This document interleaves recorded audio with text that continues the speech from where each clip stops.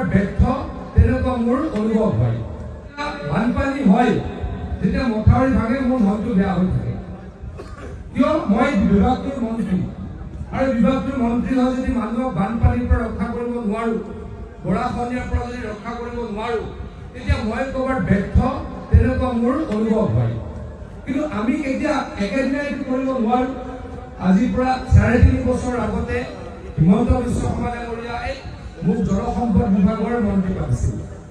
একেদিনাই গোটেইখিনি কাম কৰিব নোৱাৰিম, কাৰণ অসমৰ এটা মূল সমস্যা আছিলে কি যে বানপানী আৰু গৰাখহনীয়াৰ সমস্যা।